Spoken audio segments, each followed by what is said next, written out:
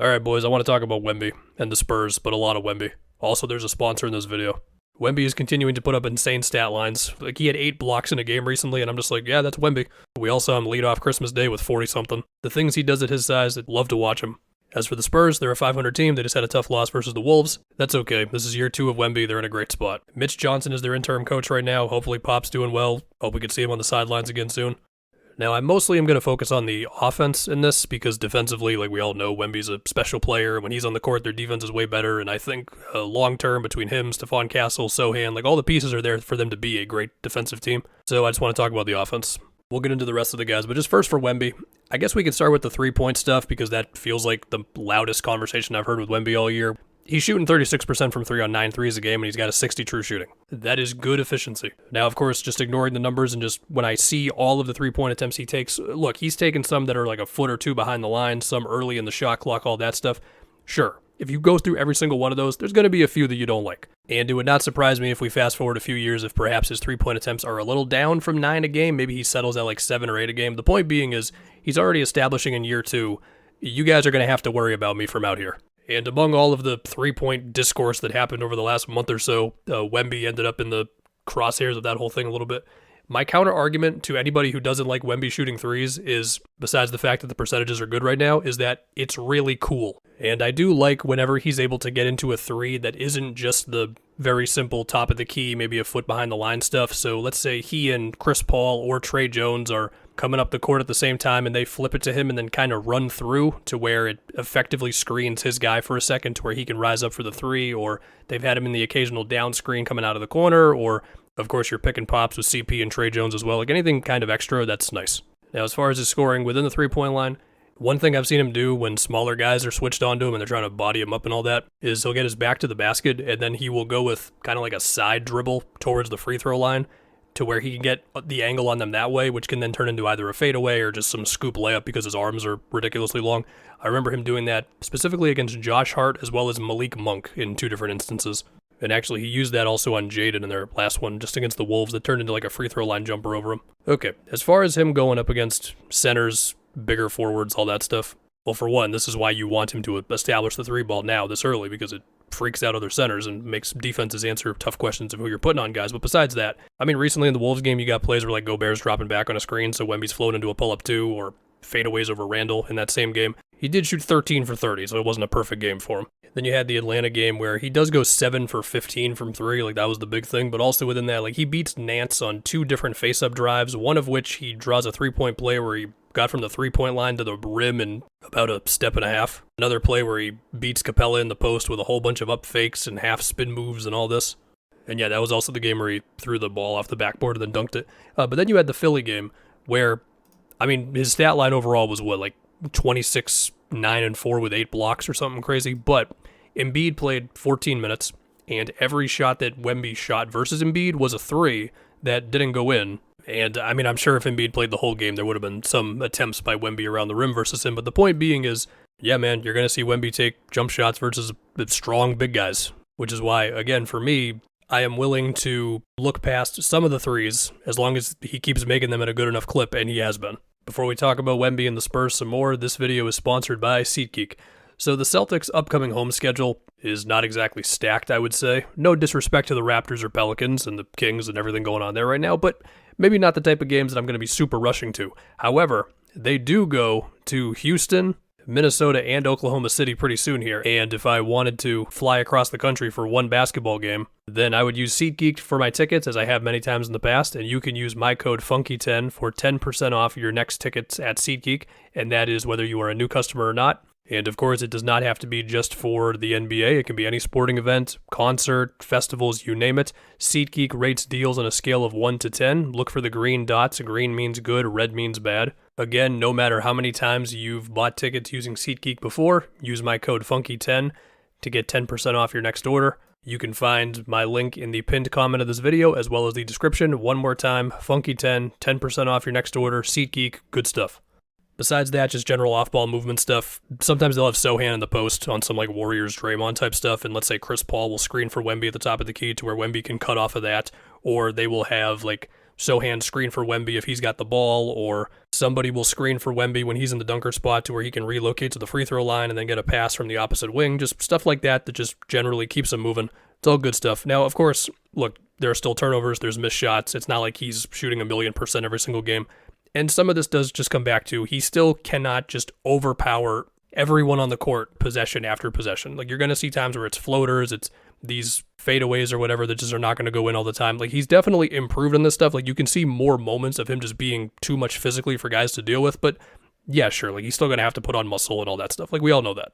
Not too much, of course, because the way he moves on the court just does not make any sense for his size, so you want to keep that. Then as far as Wemby's passing, he pulls off some nice stuff, man. Like, some of these times where he's able to get free around the free throw line, like, a lot of these are turning into lobs or just passes down low for Sohan, who will be in the dunker spot or cutting. Or he'll be stationed somewhere, whether it's the elbow, top of the key, or whatever, for just random handoff actions where maybe, let's say, Vassell uses the handoff, or they might just fake it and he, like, cuts baseline and Wemby hits him with a bounce pass. There's been some good just flow of the game passes after he screens for, like, Chris Paul or Trey Jones, or maybe Sohan screens for him or whatever. He'll hit cutters when he's in the post a little bit too. So yeah, now let's talk about the rest of the Spurs. Chris Paul is still the point guard, man. It's still skip passes. It is lobs to Wemby or lobs to Sohan. Entry passes, finding guys in transition like Devin Vassell for a corner three, or finding Champagnie for kickouts because all Champagnie wants to do is shoot threes. It's just really cool that Chris Paul is still good. Sure, you don't know how much he's going to score game to game. I mean, their last one he had 0 points and 12 assists? 14 assists, my bad. The lineup numbers, as they have now for nearly 20 years, say that when Chris Paul is on the court, you're a good team. Now to go to Sohan. Sohan really is the Swiss Army knife of this whole thing. Now, Spurs fans have had some, internet civil wars, if you will, over Sohan so far this season. And, I mean, in this last game, look, in the fourth quarter, the Wolves had Gobert helping off of Sohan, and it was kind of a problem for the Spurs offense to figure out. They almost won the game. Yeah, he didn't even hit the rim on the three at the end there where Harrison Barnes was open in the corner. It was a very tight window of time. There was like 2 seconds left on the clock. Dante was closing out hard. He chose to shoot it. It touched nothing. Whether it's guarding the opposing team's best guy, like he was guarding Ant in that game. Ant had like 14 points. Guarding Brunson in the next game, switching across defensive positions, screening on or off the ball kind of anywhere. Like, he'll screen for Chris Paul. He'll screen for Wemby. He's screen for Devin Vassell. He'll screen off the ball for anybody to get open. Like, Sohan does so much. Like, he's in the dunker spot a lot to just finish plays around there or catch lobs, some of them from Wemby, mind you. He's also helping him on the boards. Like, I feel like Sohan is just doing about as much as he can do around the fact that it's still the reality of what his jump shot is. But I'm not going to talk about Stephon Castle too much because I've already said so much. He was in my favorite players video, talked about him in the draft class vid. The very short answer here, and yeah, he's worse lately, I know, like last 5 games. If he can just make shots outside of the paint, he'll be fine because the ball handling, the passing, the defense, all that projects very nice. Now let's go to Vassell. And I mean, if this team has a bucket getter besides Wemby, it's going to be him, of course. You can do whatever you want with these lineup numbers, but so far, the 2-man lineup of Wemby and Castle is better than the 2-man lineup of Wemby and Vassell. And also, Vassell and Castle together have been a big negative. And Vassell was hurt to start the season. He has had mostly a stretch of games here. He was out for 1 game, but he's mostly played in a lot of games in a row here. Just had a pretty good one against the Wolves. His shot late, he had like a switch on Gobert for a fadeaway 2 that was pretty nice. My thing with Vassell, as I go through a whole bunch of his shot attempts, is he will occasionally pull off these really nice drives where he's looking shifty and pretty fast getting downhill, and he might even bust out some physicality around the rim to finish over or around somebody or whatever. But for his career, he's mostly just attempted way more jump shots than he has stuff at the rim, which is fine. And I mean, he was the 11th pick in the draft, so having a guy who can be like a high teens, low 20s scorer on good efficiency, like, yeah, that's really good for the 11th pick. It's just if you are hoping that Vassell can go to this other level, then he's either going to have to become just a ridiculous shot maker on threes off the dribble, off the catch, pull-up 2s. I mean, he was almost 50% from mid-range last year. Or he's going to have to find ways to become a bit more of an inside scorer. Again, he's good. And before the season, I feel like I might have said something about we'll see if Chris Paul being here leads to Vassell taking a lot more catch-and-shoot threes. Now it's been pretty much what it was last year for him. It's like 3.5 to 4 catch-and-shoot threes per game. And I'm pretty sure one of my questions going into the season was like, can Wemby and Vassell have this amazing 2-man game and all that? And I'm still holding out for it. It also doesn't hurt that Vassell's contract never hits $30 million and actually descends a little bit. Besides that, we got Harrison Barnes. He's solid. Keldon Johnson. Shout out Keldon. So there's the Spurs. They got a whole bunch of draft picks as well moving forward. Hawks picks. 500 team, a little over 30 games into the season. They're in an amazing spot right now. I understand like day to day if you just want them to win all the time if you're a Spurs fan. Like I get that, but they're in a really good spot. Anyway, let's do some like future trade stuff because why not?